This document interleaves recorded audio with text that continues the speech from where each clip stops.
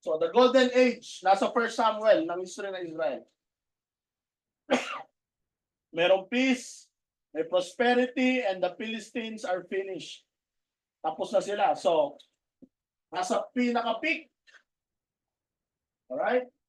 Peak. Nandito ngayon. The story ni Abraham, Father Gian, dito nagsisimula, diba? Kung alam nyo yung history, Abraham, Isaac, Jacob, Joseph, Egypt, Moses, 40 years, Joshua, Promised Land. Gets nyo? Judges. Gets? Ano pa?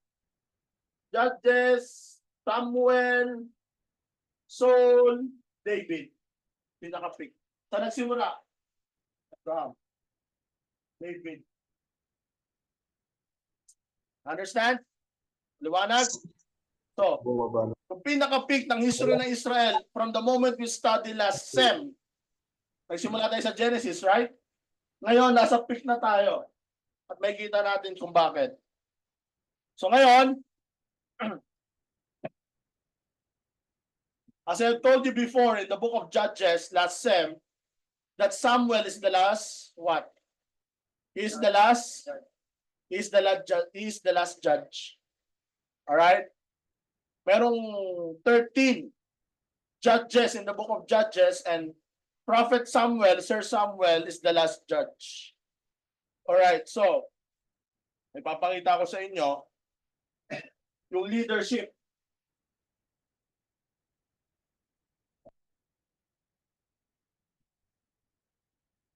Para makita natin. The first 500 years. The first 500 years. Israel were led by whom? What do you think? Starting from Genesis. Of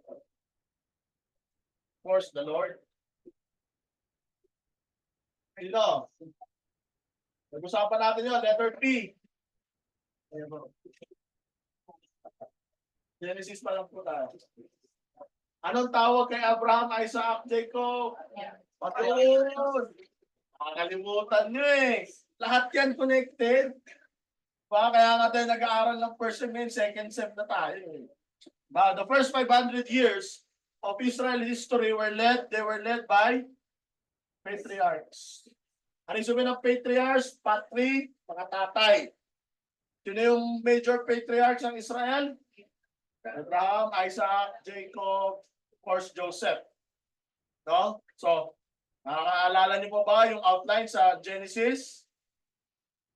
The formation of heaven and earth, the fall of man, the flood, the fallout from rebellion, and the four patriarchs. Hindi nakakalimutan. Kaya nga inuulit-ulit para matandaan. Okay? So, the first 500 years, they were led by the patriarchs. The second 500 years,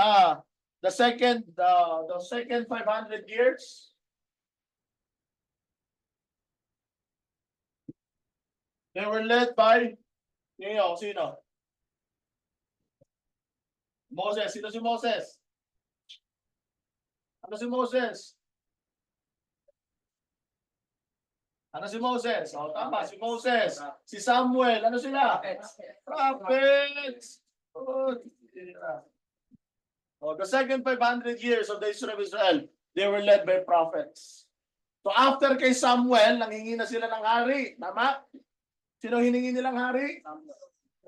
Si Saul.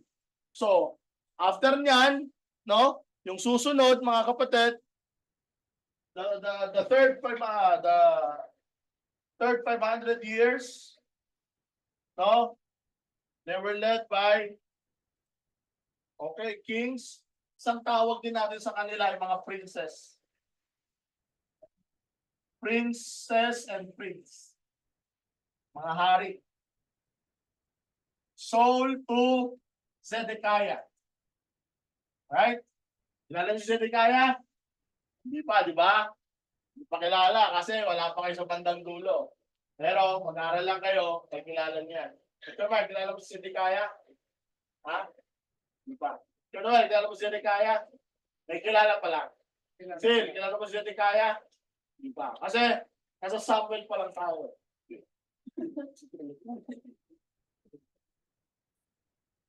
Moses 2. Moses 2. Samuel, very good. Patriarchs, sino? Abraham 2. Yes, sir. So the first one and the last 500. Yan.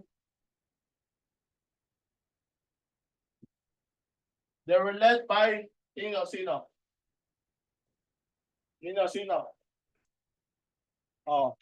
May ano na kayo, may pattern na kayo. Good, very good. Yan. Priest, tama. Ngayon, nasakop ng Israel.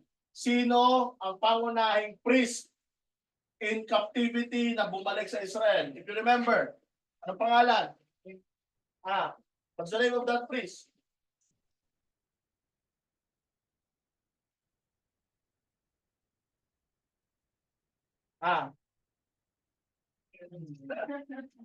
Joshua. Joshua the high priest. Until kay Annas and Caiaphas. Sino yung Caiaphas? Sino to? Ito yung high priest sa panahon ni Jesus Christ. All right, makes sense. Understand? Naintindihan? Joshua the high priest. Joshua the son of Josedek. Nandito yun eh. Nandito yun. Nasa priest na nga tayo. Ang history natin na pinag-aaralan, nandito na po tayo, ha? Ay, nasa third.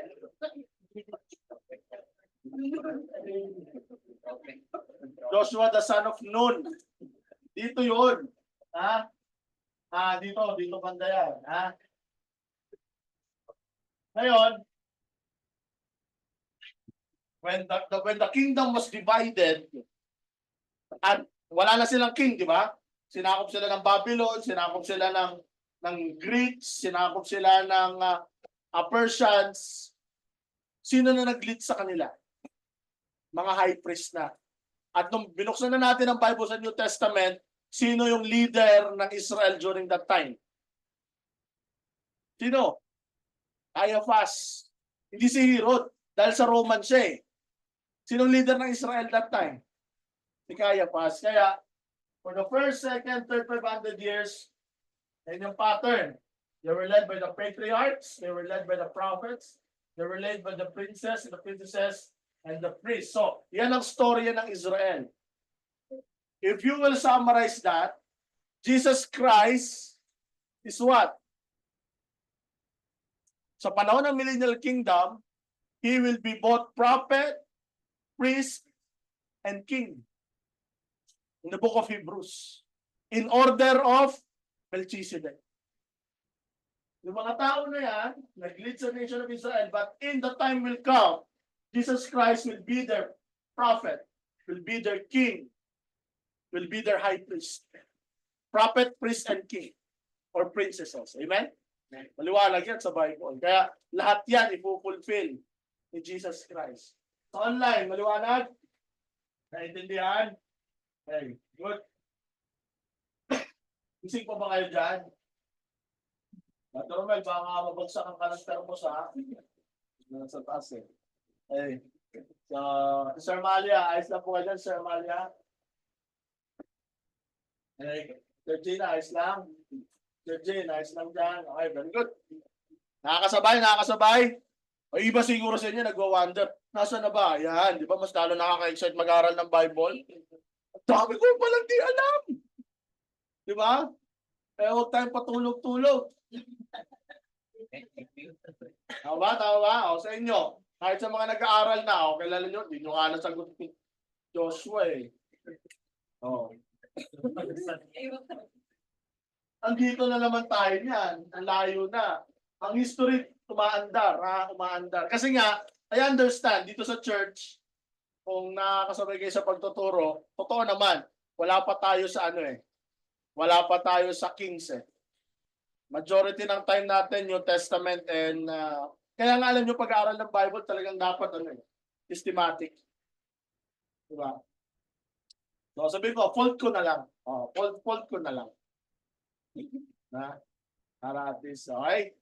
So at least, alam nyo na ha, puro piyan ha, hindi nakakalimutan. Okay. Alright, so, saan na tayo? First Samuel. First Samuel tayo. So yung history na nutshell ha, yung mga leaders ng Israel.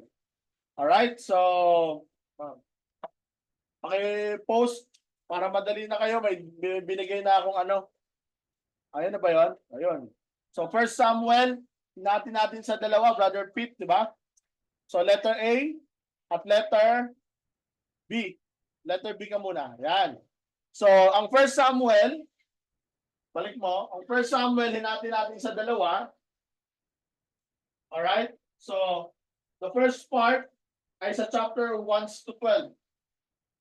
Makikita natin si Hannah, si Eli, the army of Israel, and Saul. So, nilagyan na rin natin ng alliteration para madali nyo maintindihan.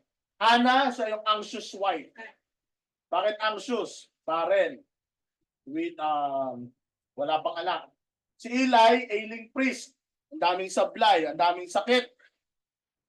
Ng Israel, napakayabang. Nagyabang sila dyan. At later on, si Saul. Siya yung anointed king. Okay, kopya muna kayo. Mga nasa kopya muna. Para dire-diretso tayo.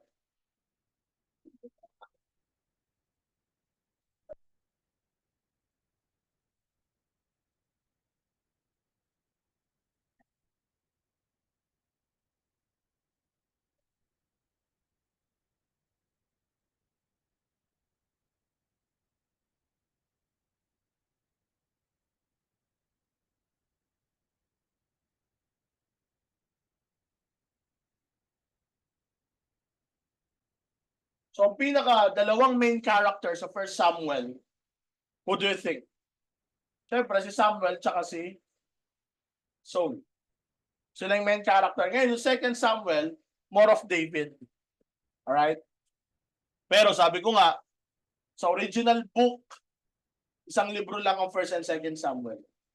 Okay? Pero dahil nga nasa 66 books tayo, tingnan muna natin tong First Samuel. So, Samuel is he is the last judge. Alright? Siya yung pinaka-last na judge ng Israel. And later on, ang Israel naghanap na ng bagong hari. Ngayon, from chapters 1 to 12, ang ganda ng storya. Bakit ang ganda ng storya? Kasi nagsimula sa isang babae.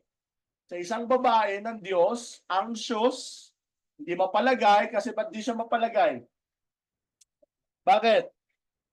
Dahil wala siyang anak. Alam niyo, nakakatuwa ang Bible kasi hindi lang naman siya yan.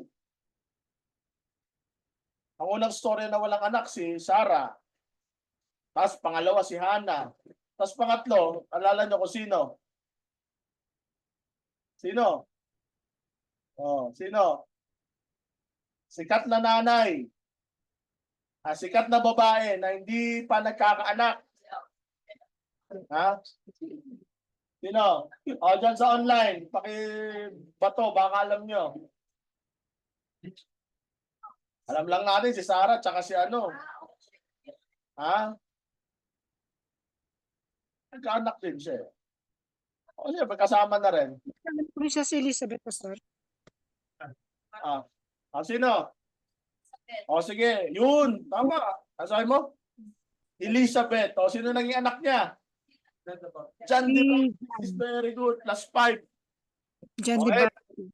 Alam nyo, nakakatuwa sa kwento nila kasi nagsimula sila ng mga baog, no?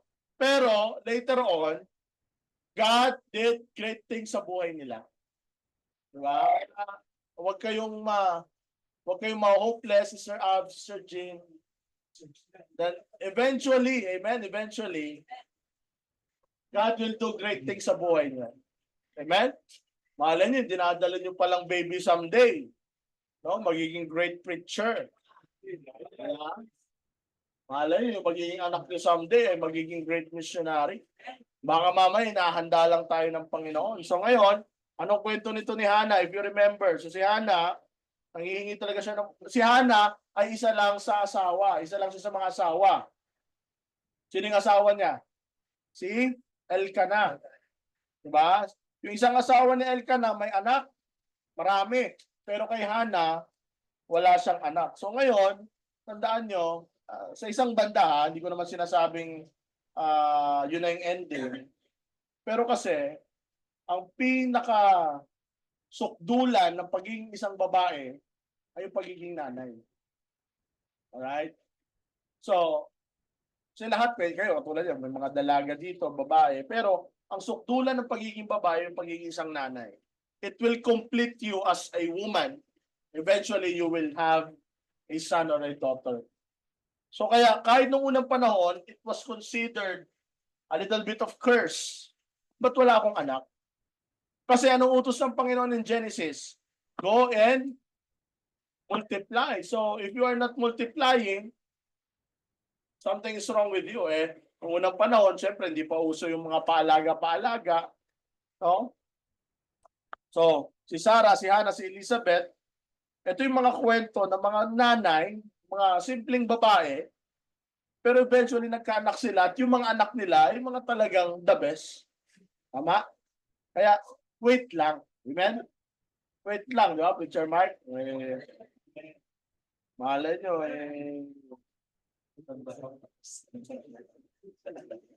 Alright, so si Hannah, napagkamalan siyang lasing dahil talaga nag-aaguni siya sa Panginoon, no? Lord, bigyan mo ako ng anak. Bigyan mo ako ng anak. Pero eventually, wala din.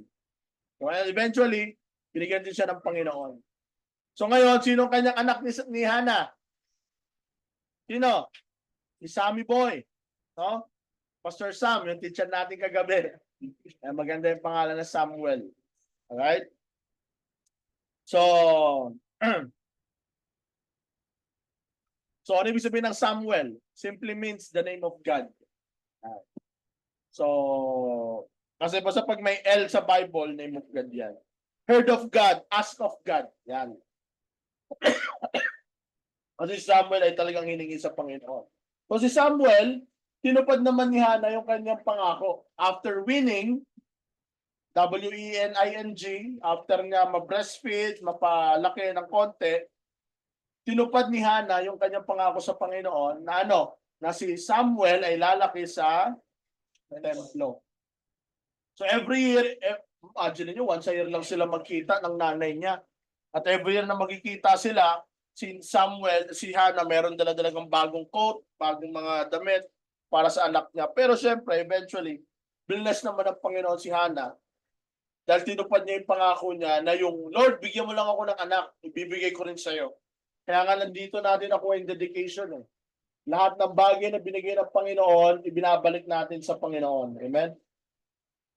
In chapter 3, and the child Samuel ministered unto the Lord before Eli, and the word of the Lord was precious in those days, and there was no open vision. So ngayon, eto na tayo. So Hannah, the anxious wife, eventually, siya ay naging happy wife. Ha? Happy wife, happy life. So, eto na. Ang next character natin ay si Eli, si Eli. No? Bakit siya tinawag na ailing priest? Ito yung klase ng tatay ng priest ng Panginoon pero maraming sablay. Bakit po? Kasi, naalala nyo, kung lumaki kayo sa Sunday school, if you have been brought to Sunday school, nandito yung kwento na kung saan si Sammy natutulog, Samuel. Gising si Samuel, angat. Sir Eli, tawag niyo po ako, anak, di kita tinatawag. Pumalik ka na. So, pumalik si Samuel, Eli, Samuel. So, eventually, imagine mo, halatang si Eli ay mahina na siya sa spiritual. Bakit? Bakit kailangan pa 3 beses bago niya sabihin na Panginoon yon? Kung alam niya naman sa sarili niya na hindi siya ang tumawag, dapat sa unang impression pa lang, uy, baka Panginoon yan. Ngayon, hanggang Sunday school kasi, ang alam lang natin, sabihin mo, pag kinausap ka ng Panginoon, speak Lord, for thy servant heareth. Ang ganda lang alam natin eh. Ang ganda-ganda kasi talaga noon. Lord, speak to me, thy servant heareth. Pero alam nyo ba, kung ano yung pananalita ng Diyos kay Samuel sa gabing yon? It is the judgment of God to Eli and to his sons. Yeah. Judgment ng Panginoon kay Eli pati sa kanyang mga anak kasi itong mga anak ni Eli, pasaway. Mga priest din sila. Kaso, pag may nag-o-offer ng hayop, yung best part na para sa Panginoon, kinakain nila. Remember in Leviticus, what are the different kinds of offering? Burnt? Ano pa? Ha? Burnt offering, trespass offering, sin offering, peace offering, tsaka grain offering. Tama? So, di ba na, in specific doon, when you offer to God, yung fat sa Panginoon, kaso itong dalawang anak, no? Pangalan nila si Hophnius and Phinehas, tama? Si Hophnius and Phinehas ba? No. Kinukuha. Pambira. Kaso ang problema, hindi sinisita ni Eli. Hindi pinapagalitan, kinukonsinte itong si Eli, konsentidor. Ano pang ginawa na tong araw? Ano pang ginawa ng ng mga anak ni Eli? Pag merong babaeng nag-o-offering, nire-rape nila. Oo. Kaya nga, sabi ko nga sa inyo, pang Sunday school lang ang alam natin eh. Pero pag nag-Bible school, no, malalaman na natin. Mismo sa likod ng templo, nire-rape ng dalawang anak ni Eli, yung mga babaeng nag-offering. Tapos walang ginagawa si Eli. Sinasabihan niya lang anong ginawa mo, pero hindi niya dinisiplina, hindi niya pinagalitan, hindi niya suspension, wala. So meaning, meron talaga mga nasa church lang, pero hindi talaga safe. Ganun yung ginagawa. Kaya si Eli, yung sinabi ng Bible, nasabi ni Eli, pag susunod na pagkakataon, may tumawag sa pangalan mo, sabihin mo, speak Lord, thy servant heareth. Nagsalita talaga ang Diyos kay Samuel. At yung salita ng Diyos kay Samuel ay judgment para sa matanda. Imagine niyo, si Samuel, binatilyo pa lang. So, for example, ikaw, 12 years old dito. Ilan taon ka na, Jake, na 13. Sabi mo, ganyang edad. Ganyang edad si Samuel, katulad ni Jimboy. Tapos yung i-judge niya, si Preacher Noel. Si Jimboy, siya ay worker ng simbahan, tapos natutulog ka sa boys dorm, Jimboy. Ganon ang nangyari. Magposo ka. Lord ko, hindi, nanay mo to. Ano kaya? Ate Jen lang pala yan. So, ano nangyari? Yung pananalita ng Panginoon kay Samuel ay judgment ng Panginoon sa pamilya ni Eli. Okay? So, bigat nun kay Samuel, siyempre. Pero tingnan nyo sa chapter 3 verse 1. And the child Samuel ministered unto the Lord, and the word of the Lord was precious. Nakita nyo? Ang word of God, precious talaga yan. Amen? In those days, where there was no open vision. Kasi ang Panginoon noon, wala pang word of God na ganito eh. Ang Diyos, kung gusto niya mangusap, magpapakita siya sa'yo. Vision and dreams. At malalaman mo yung kalooban ng Panginoon. So, yun na. So, lahat to, sinabi ng Panginoon, sabi sa verse 12, in that day, I will perform against Eli all things which I have spoken concerning his house, which I begin I will also make an end. Pakita nyo? Sa verse 12. Tingnan nyo sa verse 12. Wala dyan. Tingnan nyo sa Bible nyo. Diba? Chapter 3 verse 12. Sumunod kayo sa Bible. Chapter 3 verse 12. Okay? So ito na po ang nangyari. Okay na. So sinabi ng Panginoon na yan. So mangyayari yan. Ngayon sa number 3, may nangyaring gera. Sino ang pangunahing kalaban ng Israel? Philistine. Ngayon, ito nangyari. Magkakaroon ng gera, Brother Sil, Teacher Mark,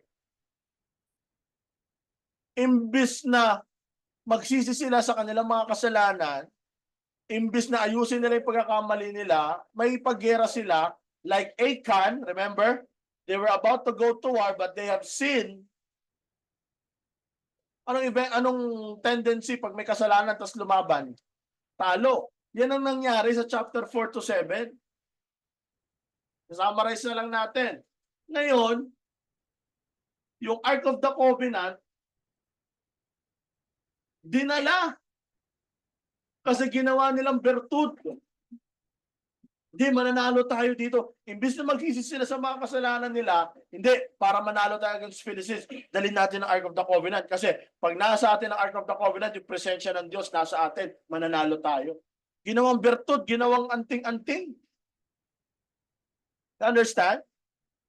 Ano nangyari? Anong ending? If you know the story, talo. Patay yung dalawang anak. Ano pa pinakamasaklap? Alam nyo kailan namatay? 4,000 soldiers died. Then, when the report came to Eli, because siya yung priest, prophets ng panahon na yon, nung nalaman niya, ang pinakamasaklap, hindi lang namatay yung anak niya, ano pa? Nakuha at nanakaw yung Ark of the Covenant. Yun ang pinakamasaklap, mga kapatid. So, tingnan nyo. So, verse 18, chapter 4, verse 18. Chapter 4, verse 18, 1 Samuel.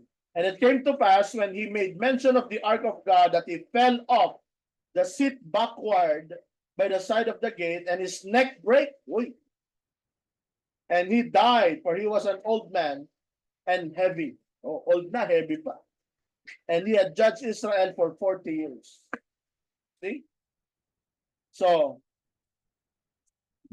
nagkaroon ng anak, yung asawa ni Phinehas, no, at ang pinangalan nila sa anak nila ay Ichabod sa verse 21. Dahil nga sa pangyayaring nangyari. Ano yung pangyayaring nangyari? Verse 22. The glory of the Lord departed from Israel, for an ark of God was taken. You see? Bakit? Naging arrogante ang army. Mga kapatid, pinakaayaw ng Panginoon yung mayabang. Amen? Huwag tayo maging mayabang sa Panginoon. Amen? Dapat laging humility, laging humbleness. Kung may kasalanan, humingi ng tawad, hindi pagpipilitan. Yun. Katulad ni Achan. May kasalanan, pinursu, talo. Dito, mas maraming namatay, almost 4,000. Talo. Patay. Ano pa? Ninakaw pa. Yung pinaka malagang artifacts ng Israel. Because of what happened, the glory of God departed. Ichabod. Ba? Kaya huwag niyo ipapangalan yan sa anak niya. Ichabod. The glory of God was departed. So, ngayon yung mga Philistines, dinala nila sa templo nila, sa chapter 5, at ang Diyos kasi nila si Dagon. Ngayon, yung Diyos-Diyosan nila, kinabukasan, naputol yung ulo. Imagine niyo yung Philistines understood mga ano yan, mga sumasambayan sa Diyos-Diyosan, hindi yan naniniwala sa Diyos ng Israel. So yung Ark of the Covenant, tinabi sa Diyos-Diyosan, kinabukasan, sira yung Diyos-Diyosan. So kahit doon, ang Diyos ay nagpapakita ng kahit ano yan, walang kwenta yung Diyos-Diyosan nyo, una, hindi totoo yan. No? So, basahin nyo na lang,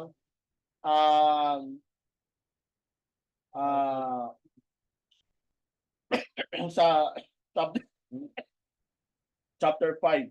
Okay? Tapos sa chapter 6 naman, dahil nga hindi dahil ayaw na ng Israel, ayaw na ng Philistines yung Ark of the Covenant kasi talagang minahalas sila, in short, no? Ay pinaalis na nila, no? At ang ginamit nila ng mga Philistines ay karwahe, no? Basahin nyo sa chapter 6, sa verse 7, they make a cart, no?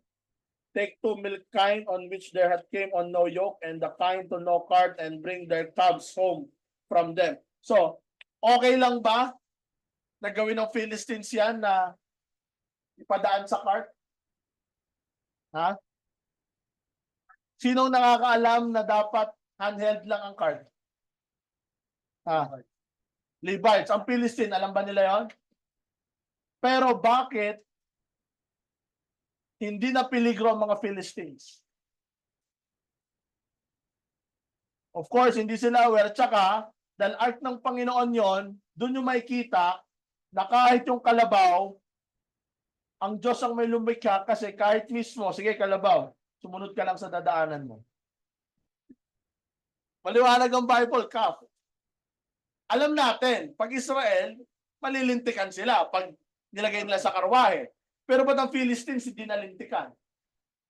At nilagay nila sa karwahe, pinahila sa baka. Ibig sabihin, ang Diyos ng mga hayop.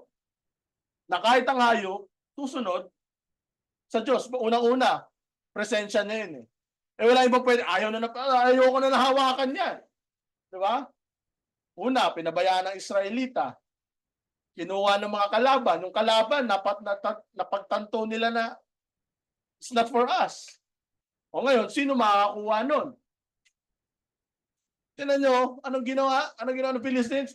Kinutusan lang yung baka, maglakad ka. Tignan nyo sa verse 7. Oh. You see? Kinutusan lang yung mga hayop. Ba't sumunod yung mga hayop? Sabihin, ang Diyos, kontrolado niya, pati hayop. Isang may likha niyan. At yan ang mga detalye sa Bible na kung minsan, pag pinag-isipan mo, galing, no? Philistines, hindi sila malilintikan kasi hindi nila alam yan eh. Ayaw na nga nila hawakan eh. Dahil nga, minalas sila. Una, yung templo nila nasira. Ang daming mga nangyari sa kanilang mga pestilence. Alis niyo yan. Huwag nga. Mali sa Israel, na dinala sa gera, sabi naman ng Philistines, pambira, malitong nakuha natin. Gets nyo? Lot of war yun eh. So, siyempre, gawa sa ginto. Wow, ginto. Pero di nila alam, nakuha nila Ark of the Covenant na pinaka-major furniture ng Temple of Israel. Yung mga kalokohan ng Israel, dahil arrogante, dali natin ang Ark of the Covenant. Mananalo tayo sa gera. Ayun. Patay na sila, nawala pa. Sa side naman ng Philistines, di nila alam yon. Binalik nila. Paano nila binalik? Buhat? Hindi. Hayop. Gets nyo? Hayop ang ginamit. Tapos, pinalakad sa mga, sa chapter 6. Laid in a cart, put the jewels of gold. No, tapos meron pa silang trespass offering. O, tinan nyo. O, di ba? Verse 9. And see, if it goeth up by the way of his own coast. Diba? Tinan nyo, verse 9. Tinan nyo. And see, if it goeth up by the way of his own coast to Bethlemesh, then he hath done us this great evil, but if not, then we shall know that it's not his hand that smote us. It was a chance that happened to us. Grabe, no? So ngayon, pinalakad nila, binabantayan lang ng mga Philistines at pupunta to. Ayaw na nila hawakan eh. Ayaw na nila tingnan nyo lang kung saan pupunta yung ano. So, verse 13, and they of Beth-Meshesh were reaping their wheat, harvest in the valley, they lifted up their eyes and saw the ark and rejoiced to see it. Ngayon, Philistines, di ba, territory nila. Pinalakad nila yung baka. Buhat-buhat yung card. Bantay-bantay lang ng Philistines. Ngayon, walang ano ha, walang nagtitimon. Baka lang. Binabantayan lang nila pero ayaw nila lumapit. Ngayon, nagmamatsyag sila, dire-diretso hanggang nakarating sa teritoryo ng Israel, na pumunta yung baka sa Beth Shemosh, at nung nakita ng mga taga-Israel yung Ark of the Covenant, they rejoice. Pero malaking tanong dun, Brother Gian, yung baka. Tama? Di ba? Bakit pumunta doon? Walang nagtitimon, Preacher Noel. Sino na nakapag ng alaga ng baka? Ganyan ba ang baka? Naglalakad lang ng kusa? Ha? Di ba may guide pa rin? Ito walang guide. Preacher Noel, agriculture ka. Bakit tong baka naglakad ng kusa? Pumunta sa teritoryo ng Israel, bumalik. Siyempre may guide sa kanya. O, di ba? Siyempre, walang ibang sagot. Ang Diyos ang nagtimon. Kasi pag mamayari na yun. Pero nakakatawa lang, minsan na-skipan natin to eh. Pero ang ganda ng ano ng Panginoon. No? Isang lesson doon na nakita ko na, kasi nga, New Testament, bagyo, si Jesus natutulog. Ano sabi ni Jesus? Peace, be still. So, even the seas, even the seas, the waves of the seas obey at His voice. Takin niyo yan. Alon eh, sumunod. Ito baka, walang nagtitimon eh. Pumunta sa Israel. Ang layo niyan. Miracle talaga ng Panginoon. So, ang hayop, nasunod talaga sa Diyos. Ba? So, ang hayop nga, nasunod ko pa kaya, Aldred. Ba? Ba? Aldred, Aljur. Ito, sa tansa pala yan. Alright, nandiyan pa ba kayo? So, huwag maging arrogante, ha? Kasi, kahit ang baka gagamitin. O ngayon, ito na. After many things that happened, ang Israel, katulad ng ibang bansa, nainggit. Hindi lang naging arrogante, nainggit din. Gusto nila na magkaroon sila ng hari. They wanted to have a king. Because during the war, alam niyo naman na set up ang hari nandiyan, tama? Ngayon, ang Israel ba may hari? Wala. Is Israel does have king or not? Meron, invisible nga lang. The God of Abraham, Isaac, and Jacob. Pero ang Israel, they wanted to have a visible king. They don't want to have an invisible king anymore. So they asked Samuel, Sir Samuel, give us a king. At sabi ni Samuel, if you want to have a king, mahihirapan kayo. Yung mga anak nyo, dadalhin sa gera. Yung mga anak nyong babae, mga anak nyong lalaki will be as soldiers.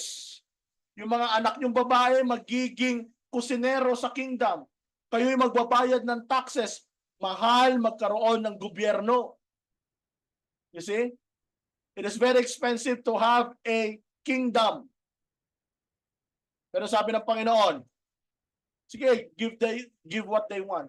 Sinabi na ni Samuel, very expensive ang pagkakaroon ng hari, and yet, pinursu pa rin. Anong ginawa ng Panginoon? Binigay naman ng Panginoon. Anong lesson doon? May mga bagay na talagang minsan ipipilit natin, iaalaw naman ng Diyos, pero hindi ibig sabihin, talagang kalooban ng Diyos. Kaya nga si Saul is what? He is the people's choice.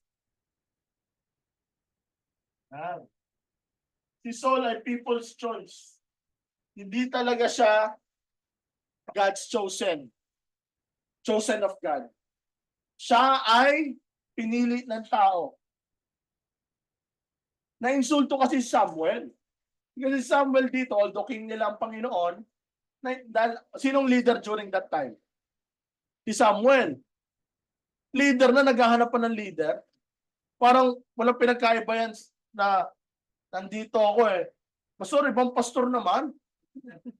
Gets nyo? Eh, na-insulto si Samuel. Sabi nila, Lord, grabe na itong mga tao. Nandito ako, naghahanap sila ibang leader. Ano sabi ng Panginoon kay Samuel? Sam, they have not rejected you, but they have rejected me. Hindi ikaw nireject nila, Sammy boy, but ako ang nireject nila. Give them a king. Open your Bible in chapter 8, verse 21. Verse 20 muna. 19. Nevertheless, the people refused to obey the voice of Samuel, and they said, No, nay, but we will have a king over us, that we also may be like all the nations, that our king may judge us and go out before us and fight our battles. And Samuel heard all the words of the people and rehearsed them into the ears of the Lord. And the Lord said unto Samuel, hearken unto their voice and make them a king. And Samuel said unto the men of Israel, Go ye every man unto his own city. Ito na yan, mga kapatid. So, pinagbigyan ng Panginoon. So, chapter 9, sino ang kanilang napili? Number 4 na tayo. Sino? Si Saul. He is the anointed king. In chapter 8, mga nasa online, rinig pa ba ako? Nandiyan pa ba kayo? Okay ba? Okay, good. So, sino yung napili nila? Si Sammy. Sino yung napili ng mga tao? Si Saul. Sino ba tong si Saul? Bakit nila napili? Tingnan nyo sa verse 2. And he had a son whose name was Saul, a choice young man, a goodly, and there was not among the children of Israel goodlier person than he. From his shoulders and upward, he was higher than any of the people. Yun. So, kaya napili si Saul kasi tall, handsome, malakas. At kung papipilahin ang lahat ng kalalakihan dyan, siya yung tipo ng lalaki na tinitilian. Siya yung tipo ng lalaki na talagang pag dumaan, kinikilig ang mga babae. Pag pinagsama-sama ang lahat ng mga lalaki, siya yung pinakamatangkad. Pag siya'y nakikipaggera, siya yung pinakamagaling. You see? Kaya gustong-gusto ng tao. Diba? Mahusay. People's choice. Sabi ng Bible, head to shoulder. Ito yung literal na head and shoulder. See? Ang sabi sa Bible sa verse 2. Diba? From shoulders upward, higher than any of one. So, diba? Eh, alam niyo naman ang sabi sa Bible. God looketh not on the outward appearance, but God looks on the heart. So Saul was the anointed king. Why? Because siya yung pinakagwapo, siya yung pinakamatipuno, siya yung pinakamalakas, siya yung pinakamatangkad, siya yung pinakamacho. So sa lahat ng physical trait na pagiging hari nasa kanya. Maalalimin ho. Sino yung reign? Sa ano? Yung sa Banesbu? Hindi, yung isa pa. Yung ninja, yung ano niya? Jericho. Yan. Jericho. Jericho pala. Jericho. Yan. Ano-ano mo si Banesbu? Yan. Kaya si Saul ang pinili. Alam nyo, si Saul, ang ganda naman ng simula eh. Alam nyo ba yun? Saul started right. And also, David started right. But you know what? Saul and David started right, but they end up worse. Yeah. Pero itong malaking tanong, itong magandang tanong. Kung si Saul at si David, they start right and they end up worse or wrong. Pero bakit si David, he was still chosen as man after God's own heart? Yeah. Parehas maganda ang simula ni Saul at ni David. Parehas din mali ang ending nila. Pero bakit si David still man after God's own heart? Answer me. Angel, tumatawa ka eh. Yeah. What do you think? Oo nga. Pinili. Pwede. Dahil pinili siya ng Panginoon. Ano pa? Sin. Parang yung humble himself. He humbled himself Parang unto God. parang- Kasi si David nagkamali eh. Alam nyo ba, 5 kasalanan ni David? Ano yung 5 kasalanan ni David when he had this relationship with Bathsheba? He coveted his wife, other's man's wife. Di ba? May siya pa rin ng tuwid. He murdered, no? He nagsinungaling. Ang tawag na sa Ten Commandments, we bear false witness. O, di ba? So, he steal another man's wife. Yun nga. He plotted the murder. So, sa 5 commandments, 5 ang na disobey ni David. Kaya nga, pangit ang ending ni David kung totoo siya. But and yet, he was 10 months after God's own heart. Why? Tama yung sinabi niya. Pinili siya ng Panginoon. Ano pa? Nag-humble down siya. Ano pa? What do you think? Yeah, Timars. Ha? Ano pa mga dahilan? Sir Johnny. What? God-fearing? Yeah. So, maraming katangi. Hindi. Kung God-fearing, ganun din naman siya eh. God-fearing kaso, may problemang malaki kay Saul kasi. Makikita natin yan. Next slide. Si David nagsisi. Yan. Saul as the first king.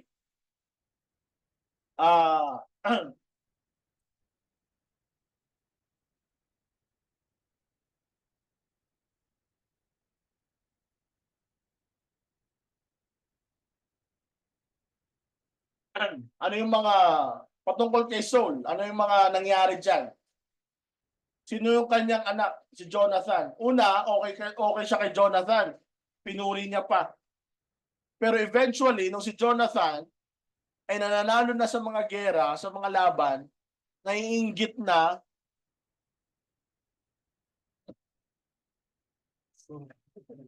yung sarili niyang tatay sa kanyang anak. You know what one of the problems of King Saul? Hindi siya nakakatanggap, hindi niya kayang tanggapin ang papuri ng ibang tao sa harap niya. Gusto niya, siya lang ang pinupuri. Saul cannot stand praises to other people in his presence. You get that? Hindi kaya ni Saul na pakinggan na yung kahit anak niya na yan kasi nung una okay pa eh. Pero nung eventually si Jonathan ay nakabigay ng sariling victory, dumating pa nga sa time na muntik-muntik na mamatay si Jonathan. Oo. Dahil sa kanyang tatay. Ang tatay niya nagbigay ng kakaibang utos. Ano yung utos? Mga kapatid, yung utos, walang kakain hanggat hindi tayo nananalo sa gera. Paano yun, Brother Gian? Obra ba yung ganong utos? Unang tanong, paano ka mananalo? Wala kang kain. Pero ito yung utos ni Saul. Ilang araw na sila walang kain. Kasi ang utos, walang kakain na kahit ano. Hanggat di tayo nanalo sa gera. Imagine mo. Eh ngayon, si Jonathan, pati yung armor bearer niya, nakipaggera, nakakita ng pukyot, tinikman, naku, muntik na malintikan si Jonathan. Sir Jonathan, huwag kang kumain yan. Alam mo ba utos ng tatay mo? Bawal kumain hanggang di natatalo ang mga Philistines. Ganon. Saul is easily intimidated. Ako bilang leader, naku, huwag naman sana mangyari sa akin yan. Isa yan sa pinakapangit na attitude ng isang leader. Kunyari, sa harap ko, Pinuri ng ibang mga tao si Preacher Mark. Ibang mga pastor. Preacher Mark, good job. Hindi ka na makakatikim ng ganyang ministry, ha? Ikaw na ang kilala, ha? Hindi na ako, ha? Ganyan si Saul. Naman, natawa kayo? Ganyan si Saul. You understand? Kunyari, darating sa time, mega church na si Preacher Johnny tsaka si Preacher Peter. Mas malaki pa sila sa mother church. Preacher Peter, Pastor Peter, congratulations. Naririnig ko yun, no? Tatanggalin kita ng pagiging pastor bukas. Oh! Ganyan si Saul. Ganyan si Saul, hindi niya kayang tumanggap ng praises para sa ibang tao sa presensya niya. Gusto niya, praise me, praise me. Praise me, praise me. What do you say me? What do you say about me? Praise me more. More, more, more. Praise me more. Ganyan si Saul. Delikado yan, mga kapatid. Diyan ba kayo? Ngayon, praise the Lord, wala naman. Kung i-appreciate si Preacher Mark, Preacher Johnny, Shabby, lahat kayo, ma-appreciate kayo ng tao sa harap ko, mas dapat matuwa ako. Tama ba? Hindi dapat ako mainggit. Kung meron kang dinidisciple, kung meron kang taong dumaan sa'yo, along the way, hindi ka napasalamatan, ibang tao napasalamatan, pero alam mo sa buhay mo, naging parte ka niya, okay lang yan. Okay. Ano sabi sa 1 Corinthians? Apollos watered, Paul planted, Apollos watered, but God gave the increase. Hindi na usapin dito, uy, ako nagdala niya na, hindi ako nag-disciple niya na. Walang ganun. Amen? Walang ganun sa ministry. Hindi usapin kung sino nagdala, lahat tayo ginagamit lang ng Panginoon. Kaya dapat hindi tayo attention seeker, dapat hindi tayo man's pleaser, people's pleaser, na pag merong nire-recognize na iba, okay lang yan. Eh kung di ka ma-appreciate, alam mo, mas maganda nga, sabi ng Bible, your reward in heaven ay mas dakila. Yung mga bagay na ginawa ng kanan ay dapat makita ng kaliwa. Ay, nag-offering ako 50,000. Paki-video, paki-video. Paki-record, Brother Sin, nag-offering ako 50,000. Ha? Ang hirap nun. Diba? Hindi dapat. Yan ang problema ni Saul. Ano pa? Ano pa problema ni Saul? In relation kay Jonathan yan, ito naman kay Samuel. 2 beses napuno si Samuel. Okay nga eh. Okay nga sana eh. Dumating sa time, si Saul kasi, dahil sa hari, nagmamadali, si Sammy, ang tagal dumating. Kailangan na mag-sacrifice na hindi pwede mag-gera hanggat wala pang sacrifice. Anong ginawa ni Saul? Siya ang nag-sacrifice. Get it? Siya ang nag-sacrifice. Mga kapatid, o tingnan nyo. Chapter 14. Okay sana eh. So,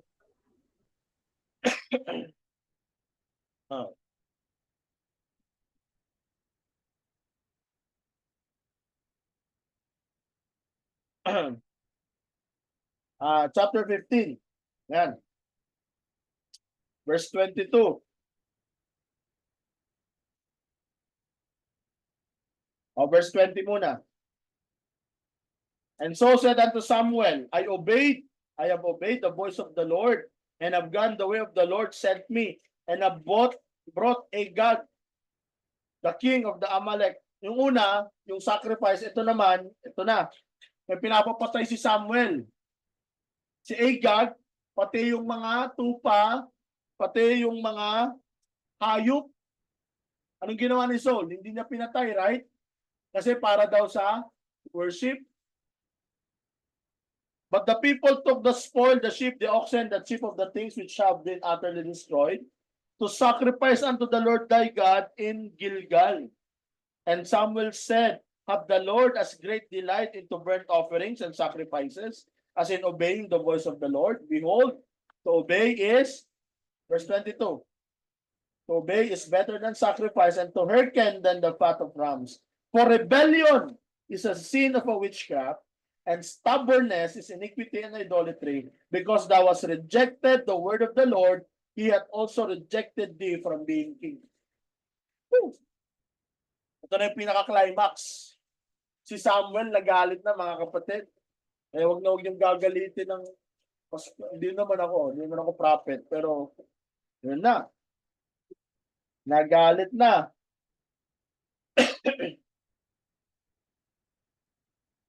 Alam niyo ba, mula sa araw na yan, Brother Gian, mula sa araw na yan, Sister Andrea, hindi na muling nagkita si Saul tsaka si Samuel. Sa last na pag-uusap nila, you are rejected as a king. Yes, he is fulfilling as a king. Pero yung basbas ng Panginoon, yung anointing ng Panginoon, wala na kay Saul. At hanggang mamatay si Saul, unang namatay si Samuel, hanggat mamatay si Samuel, hindi na nagkita yung dalawa. Alam nyo ang sistema ng Israel. Ang king, ang namumuno as a nation, at ang propeta ng Diyos, sa kanya nang gagaling kung ano ang dapat gawin. So, may ipaggera ang hari. Saan galing ang instruction, Preacher Johnny? Siyempre, sa Panginoon, kayo naman gagaling. Sa prophet, hindi na nagkita tong dalawa. Meaning, sa last days, sa mga huling araw na pagiging hari ni Saul, wala siyang propetang kasama. Kaya siya'y nangangapa. May ipaggera ba ako o hindi? Abante ba? Atras. Siya'y nangangapa. Hindi niya alam ang gagawin. And that's the worst thing na pwede mangyari sa atin. Wala kang spiritual guidance. Right? Walang gumagabay sa'yo. Bakit? Because you don't obey the man of God. Diyan ba kayo? Yun yung wag nyong ipagpapalit. Mahirap yan. Kaya nga nakalagay natin dyan, angry prophet. Nagalit talaga si Samuel. Hanggang kamatayan ni Samuel, hindi siya nagpakita. Nagpakita pala ulit, if you remember. Ano? Saan? Sa Bridge of Endor. Remember? Si Samuel nagpapahinga na sa langit, pinatawag. Nung panimula ng hari ni Samuel, ni Saul, ang ganda ng ginawa niya. Anong ginawa niya? Pinagtatanggal niya lahat ng witchcraft. Lahat ng witchcraft pinagtatanggal. Lahat ng mga witch, lahat ng mga prophetess, mga evil spirits, and mga spiritista. Pinagpapatay niya lang, pinaalis niya lahat yan. Pero meron pala siyang iniwan. Yung Witch of Endor. For the last battle, yung mamamatay na si Saul tsaka si Jonathan, sa last battle, on the last chapter of 1 Samuel, dahil hindi niya talaga alam yung gagawin niya. Pumunta siya dyan sa Witch of Endor. At isa yun sa malaking misteryo, paano nangyari yon, pero let's take it, it's the word of God. Nagpakita si Samuel.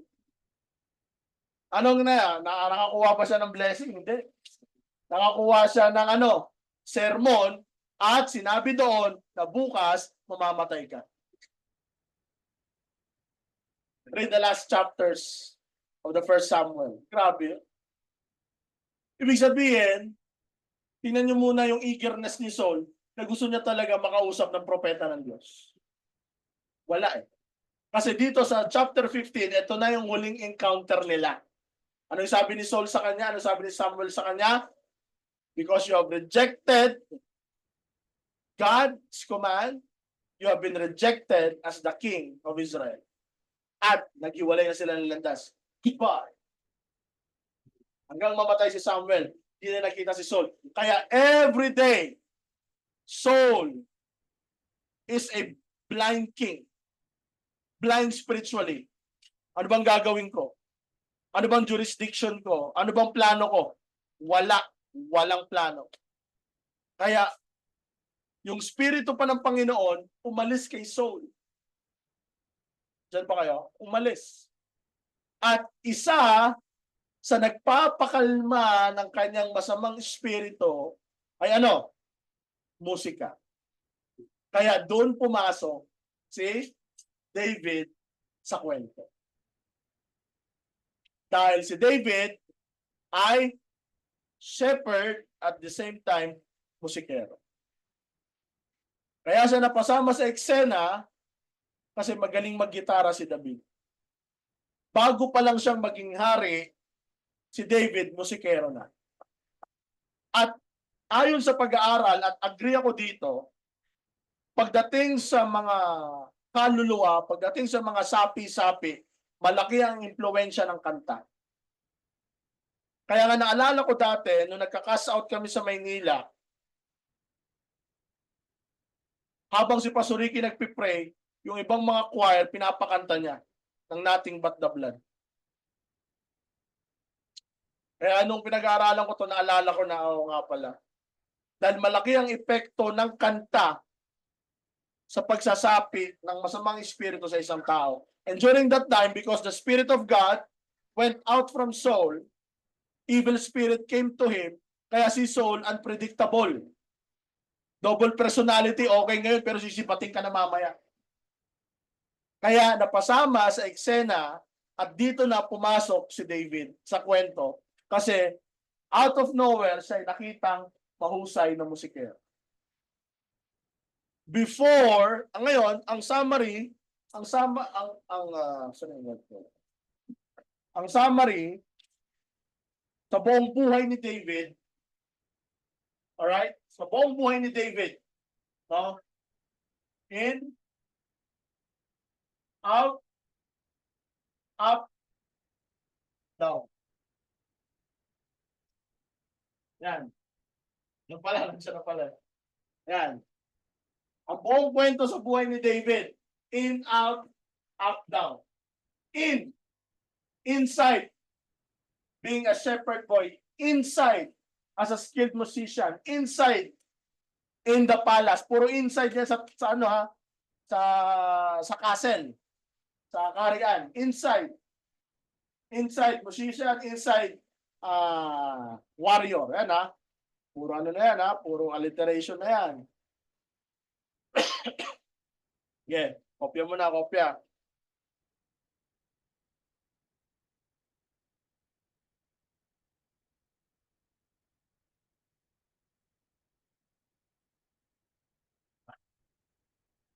Kaya pagdating natin sa 2 Samuel, very exciting. Uy, time na pala. Uwi na?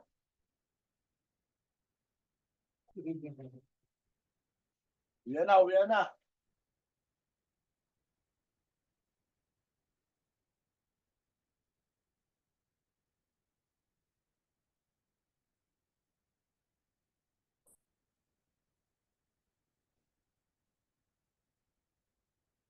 Ganda niyan, ang ganda ng kwento niya. Ano?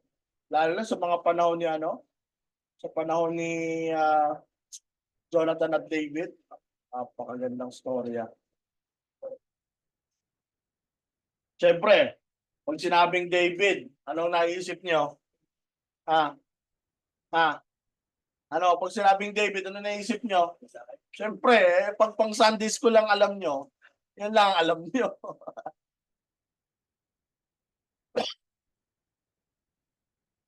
Okay na? Okay, so, bakit si David naging apparent rival? Kasi nga, si Saul ay, ano, hindi makatanggap ng praises para sa ibang tao sa presensya niya. Kung yung anak niya nga pinag-inggitan, ito pa kaya? Tama? Kung yung anak niya nga ininggitan eh.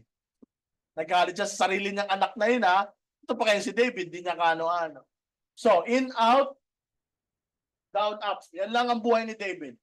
Inside the palace, outside the palace. Kasi, pinagsuspensyahan siya. Naging pugante. Na-exile siya. Down palace, down sa kaharian nung kay Bathsheba at syempre inangat ulit siya ng Panginoon. So, In, out, up, down. Yan lang yung summary sa buhay ni David. Pero syempre maraming kwento pa yan. Okay? So, okay na yan? Next week ulit? Okay na. Para hindi naman tayo masyadong ano. Nakopya na, nakopya na.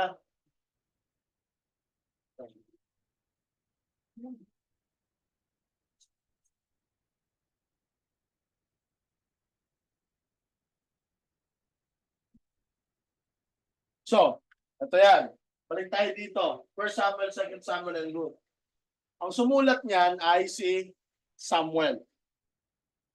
Probably, kani kayo, probably, sinulat ang libro na yan bago mamatay si Saul. Alright? At bago na-install si David as a king. Ni Samuel.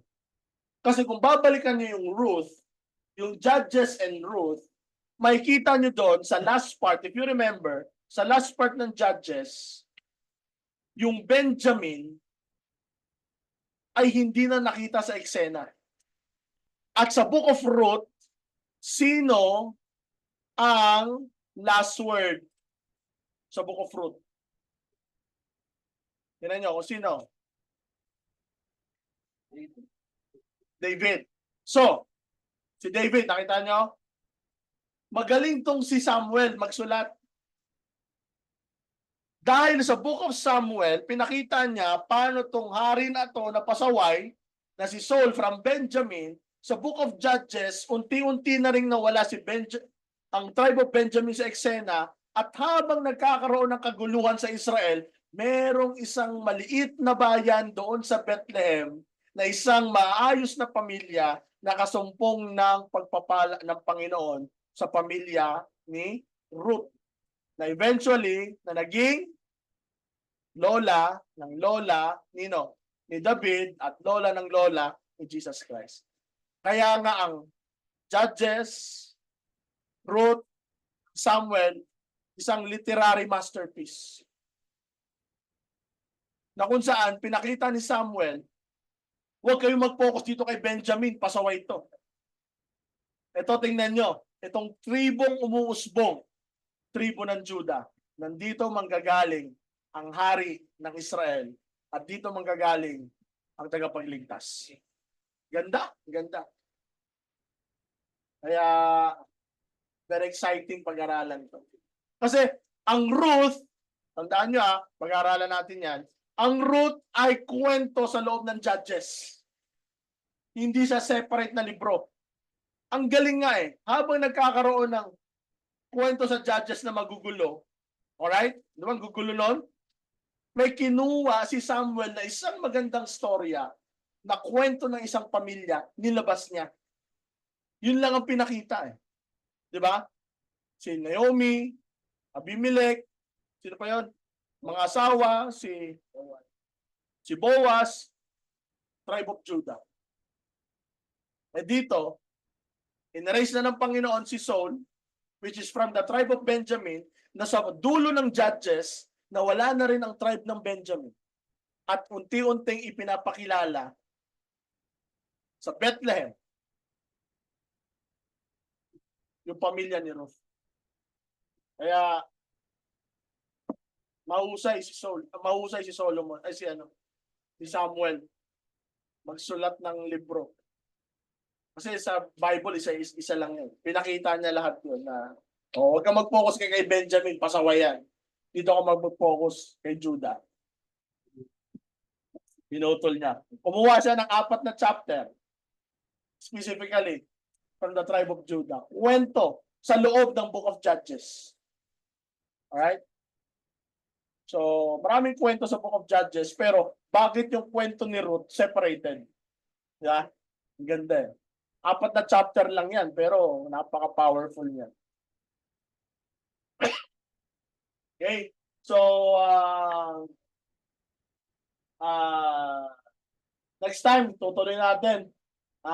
Number 3 na tayo David apparent tribal. So number 3 na tayo, tapos isa-isayin natin eh. Ang in and out. Alright? So do you have questions? You learned something today, tonight? Yung mga nasa online, do you learn something? Wala na.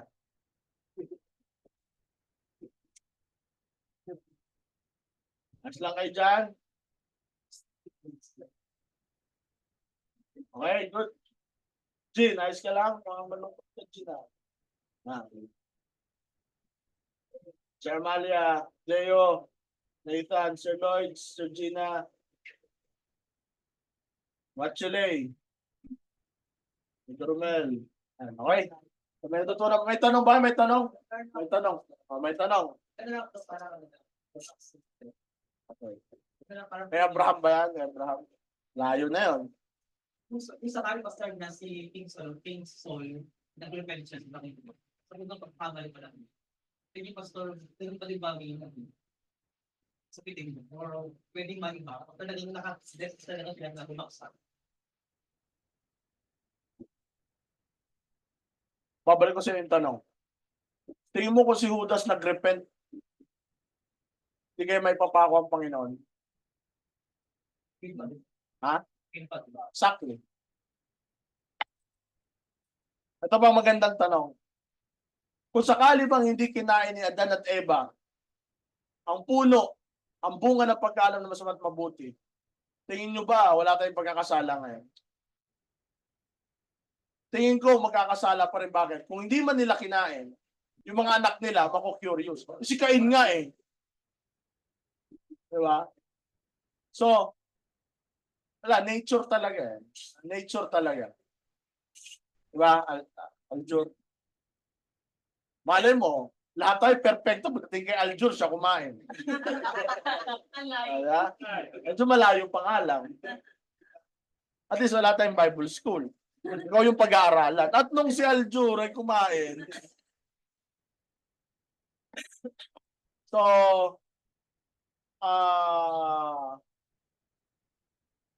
we just take the word of God as it is. Kung may iba man, sana naiba, katulad ng Judges. Balik tayo kay si Longhair. Ano to? Samson. Nag-repent siya. Pero, ano naging ending niya? Death pa rin naman. Diba? Eh, lalo na kay Saul. Imagine mo kung tutuusin.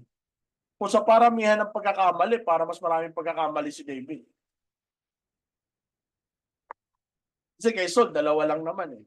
Hindi niya sinunod hindi niya pinatay yung mga hayop, nag-offer siya ng sacrifice, tapos ito. Tapos, kaya ko nga, baka mainit talaga ulo ni Samuel eh. Kasi sabi ni Samuel, maghintay ka lang, hindi naghintay si Samuel. Pareha silang mainipin, hindi namin alam. Pero yun nga, nangyari kay Saul. Na-reject agad siya. Pero, ganun pa rin. Kasi, bakit Brother Sin? According sa prophecy, kaninong tribe manggagaling ang tagapagligtas? Judah. So, kahit anong mangyari in between ng story, ang ending, Judah pa rin. So, yung tinasabi nga natin na God's word will stand. Yun pa rin ang kahit si Judas mag-repent, hindi ibig sabihin na hindi may papako ang Panginoon. Still, ang prophecy that Jesus Christ will still die for us. Yun pa rin. Tanong pa? Diyan sa online, may tanong? Wala na? May tanong. Sino may sagot? Okay ba, Brother Sil? Bale. Dating mo sa langit, tanong mo na lang pag ID 120. ID na, ID. 120 po yung ID Bayad kayo kay Sister Abby. Okay lang, kahit magkano Abby? Kahit makagraduate na tapusin, huwag naman. 2 gives. Isa mamaya, tsaka isa bukas. Okay? So, kung wala nang tanong, tanong ka, Patrick. Muna lang. Sino si Saul? Sino si Saul? Ha? Sino daw po yun? Okay, sige, tayong lahat ay tumayo. Thank you. Mag-closing prayer tayo. Diyan sa online, maraming salamat. At see you next week. Mag-review na kayo. Next week may quiz tayo.